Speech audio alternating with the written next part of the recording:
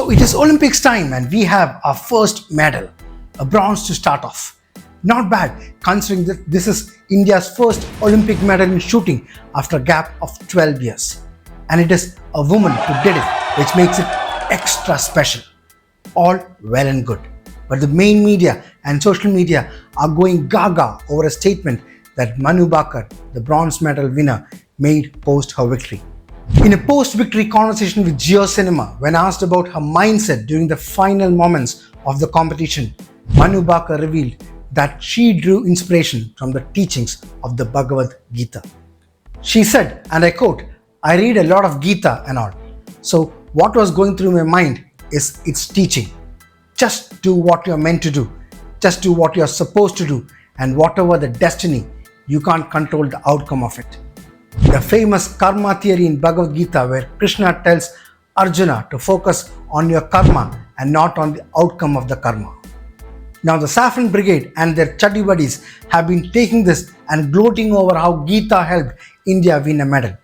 If I'm not wrong, Neeraj Chopra too mentioned something about how the teachings of the Bhagavad Gita helped him stay focused and calm under pressure when he won the gold medal 4 years ago.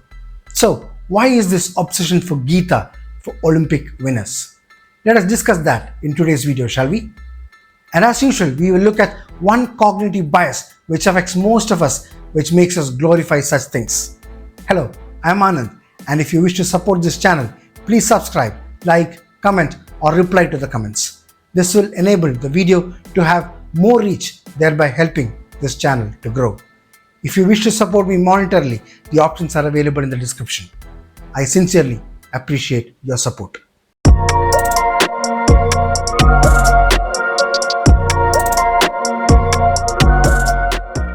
People attribute their success to various things. Mostly it is their parents, coaches, school teachers, wives, directors, and so on. Many may also draw inspirations from books, poems, movies, and so on. Nothing wrong with that whatsoever. Everyone draws inspiration from something. So Manu Bhaker said that she drew inspiration from a verse in Bhagavad Gita. This verse, found in chapter 2, verse 47, goes like this: Karmanyavadikaraste ma phaleshu kadachana. You have the right to perform your actions, but you're not entitled to the fruit of your actions. The next line goes, Ma farma falahedurbu mate sangostva akramani. Do not let the fruit be the purpose of your actions, and therefore you won't be attached to not doing your duty. The verse teaches the principle of nishkama karma, which is the practice of selfless action performed without any expectation of results. So what Manu did was to focus on her shooting without thinking about the results. She didn't think about the medal that was the result of it. As long as Manu Bhaker believes so, no one has the right to question it. Even I am not attempting to do it. It is a personal matter. Good for her. But making it a propaganda, which is what some newspapers and individuals are spreading, is what is contemplatable here. They are making it seem like the Bhagavad Gita has some power to achieve great things. Any book, quote, or words of great people can influence a person, but its propagandists accept it only when it makes a positive impact. After reciting the Bhagavad Gita as well as various other prayers, many Olympic participants may have failed to win anything. Lakhs of students may have failed their exams after reading the Gita. Why is it that nobody wants credit for that? Look at this Olympics itself. India's medal tally is paltry. Just 2 so far. We are the most populous country in the world, and the most people probably read the Bhagavad Gita or other religious texts. Yet, neither these gods, nor these words, nor these books could bring us to the top of the medal list. Maybe if Manu had concentrated more on the outcome, she may have stood a little higher on the podium. The lady who won the gold probably has not even heard of the Gita and maybe focused on winning the medal, which led her to win the gold medal while breaking the Olympic record for that event. And this is where I would like to introduce a very common error in our thinking, a cognitive bias which is called the survivor or the survivorship bias. So what exactly is survivor bias? Survivor bias occurs when we focus on the successful individuals or entities within a group and overlook those that didn't make it. This leads to an overly optimistic perspective because we are only considering the survivors and not the casualties. To put it simply, we are seeing only part of the picture. Let us break it down with a classic example from World War II. This was when planes were being used extensively in wars for the first time. During the Second World War, the Allied forces wanted to reinforce their planes to reduce the number being shot down. Now they analyzed the planes that returned from missions and found out that the most damage was on the wings, tail, and fuselage. The initial suggestion was to add more armor to these areas. But a statistician named Abraham Wald pointed out a crucial insight. He realized that these returning planes were the ones that survived despite being hit.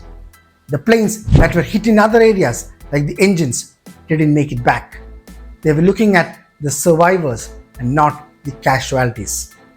Wald argued that instead of reinforcing the areas with visible damage, they should reinforce the areas that showed little to no damage on the surviving planes. Hits to these parts is what prevented other planes from returning. These planes survived because the bullets didn't hit its most crucial areas. This insight led to more effective armor placement and ultimately saved countless lives. This is a prime example of the survivor bias. By only looking at the planes that came back, they almost missed the vital information from those that did not come back. We always look at the survivors and not the casualties. We only count the hits, we forget the misses. We only look at the success rates, we ignore the failure percentages. Now, the survivor bias isn't just confined to military. It is prevalent in the world of business and entrepreneurship too. We often hear about successful entrepreneurs like Steve Jobs, Bill Gates, Elon Musk, and the Ambanis and Adanis. Their stories are inspiring and often lead us to believe that we too can achieve similar success if we follow their paths. However, for every success story, there are countless others who didn't make it. The media tends to focus on the successes, creating a skewed perception that success is more common than it actually is. We rarely hear about the startups that failed, the entrepreneurs who went bankrupt, or the businesses that never took off. Books and seminars and motivational speakers often highlight the journeys of successful individuals who overcame great odds. While these stories are motivating, they can also be misleading. We don't see the countless individuals who followed similar advice but didn't achieve the same results. When I think of sport legends, names like Michael Jordan, Serena Williams, Michael Schumacher, Tendulkar, and Usain Bolt come to my mind. Maybe your list would have other names. These sport legends are celebrated for their extraordinary skills and achievements. Their stories are often used to inspire and motivate others to pursue their sporting dreams. However, for every Sachin Tendulkar, there are countless others who trained just as hard but never made it to the top. Survivor bias leads us to focus on the success stories while ignoring the many who didn't achieve fame or fortune. This can create an unrealistic expectation that anyone who puts in the effort can become a sports star, ignoring the role of factors like genetics, opportunity, and even luck. Survivor bias is also prominent in the rags to riches story of many cricketers. We often hear about how Sachin was born in a middle-class family, or how MS Dhoni was working as a ticket checker in Indian Railways, and how they became legends in Indian cricket. Underdog stories are a favorite in the world of sports. We love hearing about the sports person who defied the odds, came from nowhere, and achieved greatness. However, the reality is that a very small percentage of small-time cricketers actually make it to the professional level. Many talented cricketers never get drafted, or if they do, they don't have long-lasting careers. For every underdog who succeeds, there are countless others who don't. Survivor bias makes those rare successes seem more common than they are, potentially leading to unrealistic hopes and dreams. It is important to remember that whilst hard work and determination are crucial, they don't guarantee success. What we need is good infrastructure, confidence building methods, good food, good training, and purposeful work. When all these are combined, there will be a medal. When you give all this credit to some book, making all the hard work behind it irrelevant, you're shortchanging yourself. Any person who has achieved something good or great has the right to quote the book or idea that inspired him or her, and that can be respected. But to gloat over it by saying, "Have you seen the power of a book?" or "Have you seen the power of a God?" is totally idiotic. When we say that we have seen the strength of our culture, we should also remember the figures of defeat.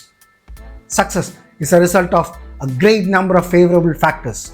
Reducing it to a single factor is doing a serious disservice to any achiever.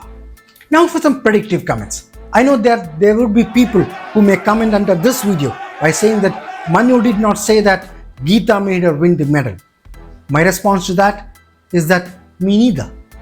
But to downplay all the hard work, toil, and practice by giving credit to a verse in a book is going a bit too far.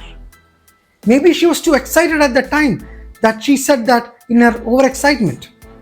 Do you really think that that was what was going on in her mind while she prepared to shoot at the target? Did she not for once think that if I get this right, I might win a medal? Or was she satisfied with being another also ran?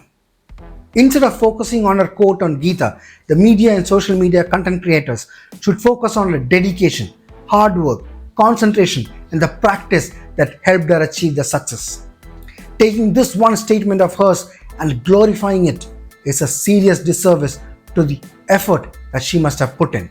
Also tomorrow, if someone quotes a verse from the Quran or the Bible after winning the gold, would you appreciate that those books too contain some motivational or inspirational quotes? And to those who still want to paint her words in gold, ask yourself this question. Do you do everything without thinking about the results? Think about your workplace. Do you work without thinking about the results? Even if you don't care about the results, your boss and your company would. You may be replaced by somebody who works for the result sooner or later. Tell me honestly, have you ever been disappointed after the yearly appraisal or salary review in your work life? If you are a person who follows the teachings of the Gita, you should not be. You should just focus on doing the right things and not worry if the results don't come your way. Do not fret if you get a 5% or 8% hike because you were rated as a good performer and you missed out on a 12% or 15% hike because that went to a high performer. Are you going to be satisfied with that? Pause and think for a moment. How many Indians shed tears that night when Australians triumphed over India in the Cricket World Cup final last year? Or when we lost in the semi-finals in 2019? Why did they do that? Did they forget this verse from Gita then? Indians just played their best, didn't they? Why were they focused on the result then? Why did they want India to lift the World Cup? Why didn't anyone think, just let them focus on their playing and leave the result to something else? The same people will jump with joy when Bumrah takes a wicket or criticize heavily when Sanju Samson scores back-to-back ducks. The fact of the matter is that everyone focuses on the end results at all times. At the end of the day, results count. Else, there is no point in competing. The world does not remember the also-rans. It is impossible for anyone to do anything without focusing on the end result. You either stand to win or lose, and no one likes losing. Philosophies like these are good on paper but hold little value in real life. At the time of shooting this video, Manu has won another medal in shooting, that too a bronze, making her the first Indian woman to win 2 individual medals at the Olympics. A fantastic achievement indeed. My only hope is that she would spend the next 4 years practicing hard and focusing on getting that gold medal instead of wasting time reading storybooks. Manu, make us proud again. And so, we come to the end of this video. I hope you liked it. Please let me know your comments and thoughts. And don't worry if you don't get a reply from me. Just do your duty of commenting. Also, share karo, phal ki icha mat karo, because I am focused in reaching many more people than what I have achieved so far. So please do your duty of subscribing, liking, commenting and sharing without worrying about the results. Thanks for joining me on Pale Blue Thoughts today. See you next time. Bye-bye.